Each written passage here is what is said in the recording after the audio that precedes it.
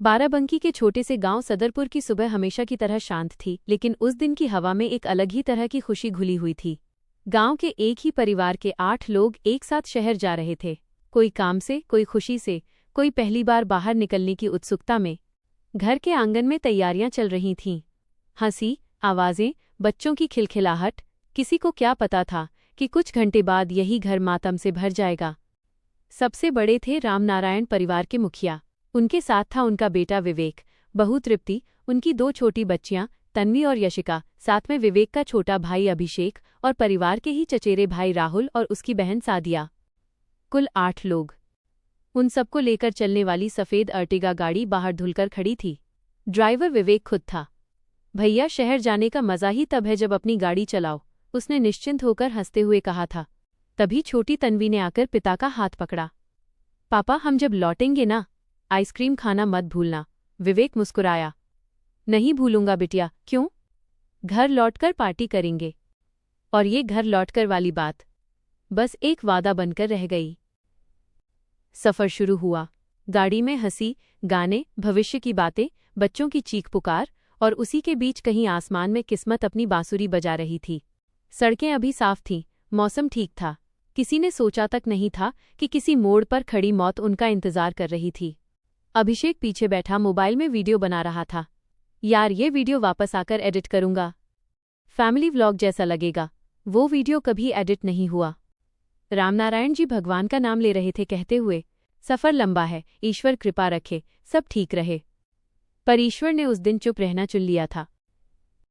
दोपहर से शाम, शाम से रात, गाड़ी हाईवे पर सरकती रही। बाराबंकी के पास सड़क थोड़ी संकरी हुई, ट्रैफिक कम होने लगा, रात का असर बढ़ने लगा। बच्चियां माँ की गोद में सो चुकी थीं। पीछे बैठी सादिया ने कहा, अंधेरा हो गया है भाई, धीरे चलाना। विवेक ने मुस्कुराया, कुछ नहीं होगा, मैं हूं ना। और कभी कभी मौत सबसे ज्यादा उसी वक्त आती है जब इंसान को लगता है सब कंट्रोल में है। रात के 10:42। हाईवे पे आगे से आ रहा था एक बड़ा डंपर ट्रक। लाइटें तेज, ब्रेक खराब, रफ्तार बेकाबू। विवेक ने गाड़ी थोड़ी बाईं ओर मोड़ी, लेकिन ट्रक ने बीच सड़क से मुड़ते हुए सीधी टक्कर मार दी। टक्कर इतनी जबरदस्त थी कि अर्टिगा गाड़ी आधी दब गई। कांच के टुकड़े हवा में बिखर गए। चीखें, घुप्प अंधेरा, उल्टी सांसें, लहूलुहान शरीर। कोई बचाव तक नहीं कह पाया। सिर्फ 4 सेकंड और 8 जिंदगियां, सपने, हंसी, रिश्ते, यादें, सब टूट गए। के बाद की खामोशी। टक्कर के तुरंत बाद जो आवाज़ गूंजी वो किसी भी इंसान की रूह तक हिला देने के लिए काफ़ी थी। पहले एक भयानक धमाका, लोहे से लोहा टकराने की दहशत भरी गूंज। फिर अचानक सब कुछ खामोश।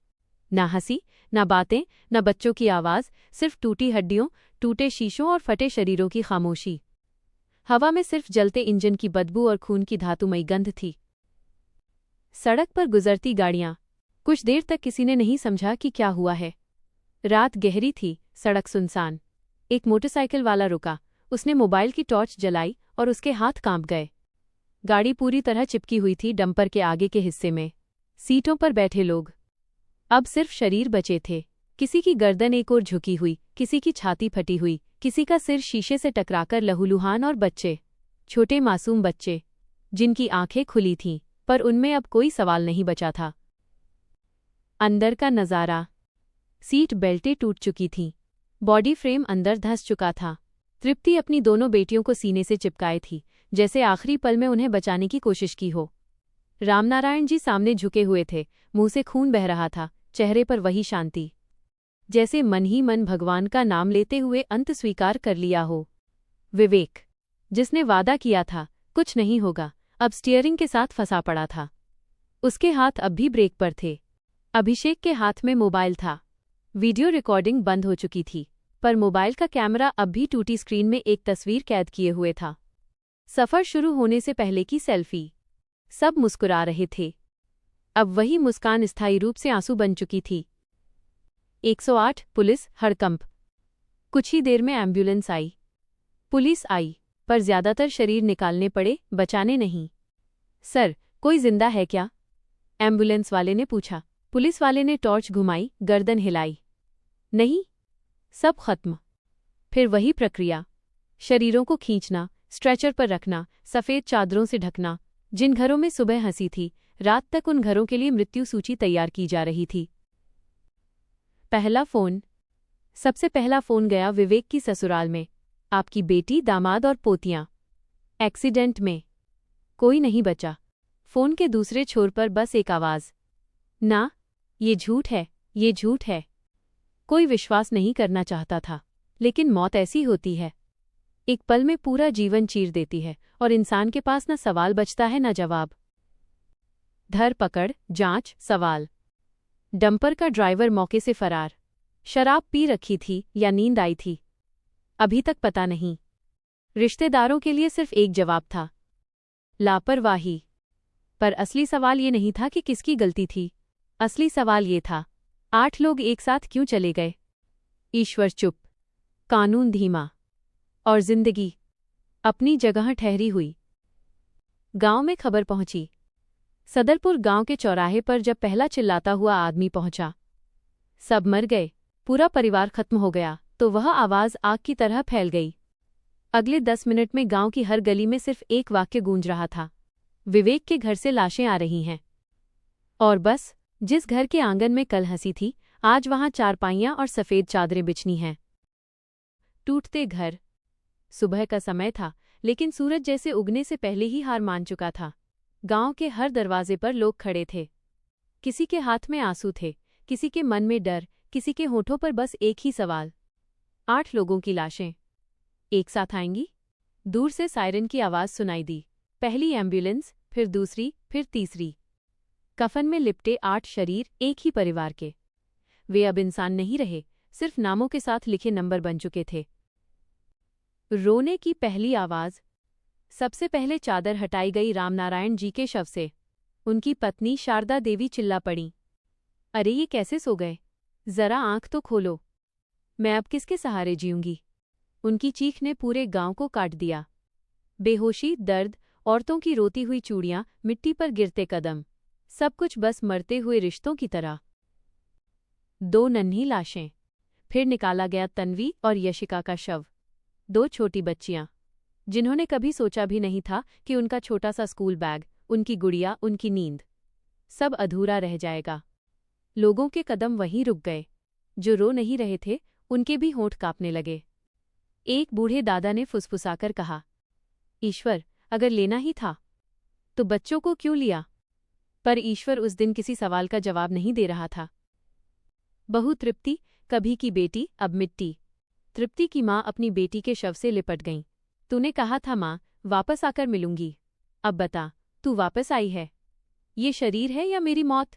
वो अपनी ही गोद में पड़ी बेटी को थप्पड़ मार रही थी। उठ जा तृप्ति, उठ जा, तेरे बिना मेरा कोई नहीं है। 4 औरतों ने मिलकर उन्हें अलग किया, लेकिन उनके आंसू किसी ने नहीं रोके। विवेक, मैं हूं ना वाला बेटा, जिसने कहा था कुछ नहीं होगा, जो ड्राइवर था, जो सबका सहारा था, आज वही एक लकड़ी के तख्ते पर लेटा था, सिर बंधा हुआ, चेहरा टूटा हुआ, और उसके चेहरे पर वही मुस्कान जो अब हमेशा के लिए जम चुकी थी। उसका छोटा भाई अभिषेक, जिसका पूरा जीवन अभी बाकी था, आज सिर्फ एक ढका हुआ शरीर था जिस पर लिखा था मृतक संख्या 6। राहुल और सादिया, 2 भाई बहन, एक ही मौत। दोनों के शव साथ रखे गए। किस्मत देखिए, साथ चले, साथ मरे, साथ रखे गए। उनकी माँ बार बार दोहरा रही थी, मैंने 2 बच्चों को जन्म दिया था और आज 2 लाशें मिली हैं। वो बेहोश होकर गिर गईं। उन्हें उठाने वाले के चेहरे पर भी वही सवाल था, ये कैसा न्याय है? एक परिवार, 8 अर्थियां। तख्तों पर रखी गई 8 लाशें एक सीधी लाइन में। पूरे गांव में पहली बार ऐसा दृश्य था। लोग कहने लगे, ऐसी मौत तो युद्ध में भी नहीं होती। और सच कहें तो ये हादसा सिर्फ एक्सीडेंट नहीं था, ये समय ने एक पूरा घर निगल लिया था। दाह संस्कार। शमशान घाट पर 8 चिताएं एक साथ सजीं। एक ही पिता ने एक ही दिन अपने पिता, बेटा, बहू, पोतियां, भाई और रिश्ते सभी खो दिए। और जब लौग जलने लगे तो बहुत से लोग वहीं जमीन पर बैठ गए। किसी ने कहा, आज पूरा गांव अनाथ सा हो गया। किसी ने कहा, सड़क हादसा नहीं था, ये तो परिवार की हत्या थी। किसी ने धीरे से कहा, अब किसकी गलती ढूंढें? ट्रक वाले की, सरकार की, सड़क की? या किस्मत की? शमशान में जलती आग सिर्फ शरीर नहीं जला रही थी, सपने, रिश्ते, आवाजें और आने वाले त्योहारों की खुशियां भी उसी राख में बदल रही थीं। यह कहानी सड़क सुरक्षा और जीवन की क्षणिकता पर एक गहरा चिंतन छोड़ती है।